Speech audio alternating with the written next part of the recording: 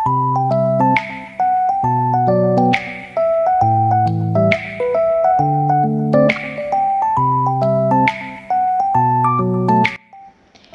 Morning, আশা করি সবাই ভালো আছেন। আমিও বেশ ভালো আছি। ববিস কুকিং অ্যান্ড ব্লগে সবাইকে স্বাগত জানাই। আজ হচ্ছে মঙ্গলবার। এখন ঘড়িতে বাজে সকাল 8:30টার মতো। চলে এলাম ব্যালকনিতে। একটা লাল জবা ফুটেছে বলে, আগের দিনেও ফুটেছিল ওপরের দিকে, আর এটা ফুটেছে নিচের দিকে। একটা একটা কুড়ি আসছে, একটা একটা ফুল ফুটছে, দুটো তিনটে এখন আর হচ্ছে না। পিঁপড়েতে গাছটা তো একদম নষ্ট করে দিয়েছিল, আর পাতাগুলো লাল লাল হয়ে গেছে। আর এই দিকে একটা ইয়েলো জবা ফুটেছে, ইয়েলো নয়, কালারটা ঘিয়া কালার। এটা অনেক দিন পর জবাটা ফুটলো। অনেক দিন পর বলতে এই গাছটাও পিঁপড়ে লেগেছিল, আর ছোট ছোট পোকাগুলোও হয়েছিল। তো বৃষ্টির জলে গাছটা বেশ তরতাজা হয়েছে, তাই আজকে একটা ফুল ফুটলো। আর এইদিকে অপরাজিতা ফুলগুলো অনেক দিন পর ফুটলো। একদিন ফুটেছিল 12টা, আবার এই ফুটেছে কয়েকটা। যাই হোক, স্নান পুজো সেরে চলে এলাম জলখাবার বানাতে। তো জলখাবার বানাতে বানাতে ভাবছি আজকে কি রান্না করব। সেরকম সবজি ফ্রিজে কিছুই নেই। আছে একটা বিট, একটা গাজর আর কয়েকটা পটল। তো আমাকে তো দুটো সবজি বানাতেই হবে, আর তার সাথে ডাল পোস্ত।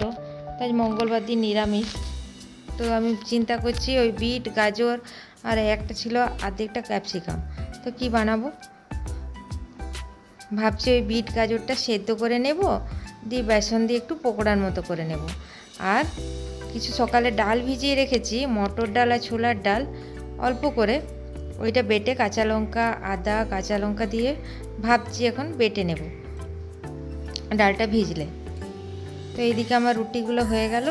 আর তার সাথে আমি রাত্রিবেলায় করেছিলাম আলু মটরের ঘুগনি, সেইটা সকালে জলখাবারে হয়ে যাবে। আর তার সাথে ছানা করে নিয়েছি। এইদিকে চিনির কৌটোতে চিনিগুলো ঢেলে দিলাম। চিনির কৌটো সেই দিনে ধুয়েছিলাম, কিন্তু এখন বর্ষাকাল বলে চিনিগুলো গায়ে লেগে যাচ্ছে, কৌটোর গায়ে চ্যাটচেটে হয়ে যাচ্ছে। তো এখন প্যাকেটের মধ্যেই রেখে দিয়েছি। তো বলছিলাম যে বিট গাজরটা সেদ্ধ করে পকোড়া বানিয়ে নেব। এই যে পকোড়ার মতো বানিয়ে নিচ্ছি। এটা ভাজাটাই খাবো, আবার একটু এখন হালকা করে ভেজে রেখে দিচ্ছি, আবার খাবার সময় একটু গরম করে নেব।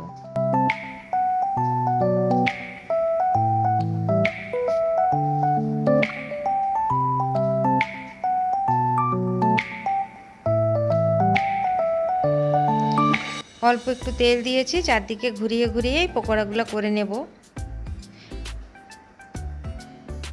এটা তরকারিও বেশ ভালো হয়, কিন্তু আজকে যেহেতু আমি পটলটা ওই ছোলার ডাল আর মটর ডাল দিয়ে একটা তরকারির মতো করব, ওই জন্য আমি আর এটা পকোড়ার মতোই করে রেখে দিচ্ছি। গরম ভাতে আর ঘি দিয়ে একটু ভাতটা যদি খাই বেশ ভালোই লাগবে খেতে। একটু গরম করে নেব খাবার সময়।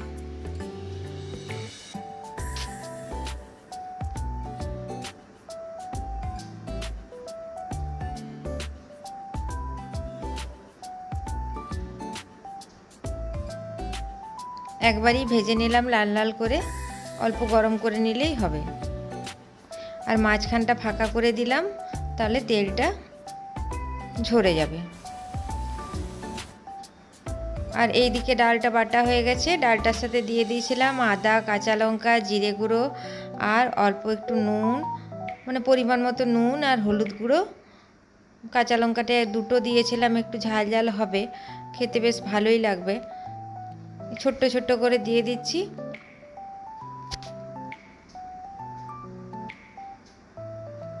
একদিন বানিয়েছিলাম এই পকোড়া দিয়ে পরে, আর এই পটলের তরকারি নিরামিষ, ভালোই লাগছিল খেতে।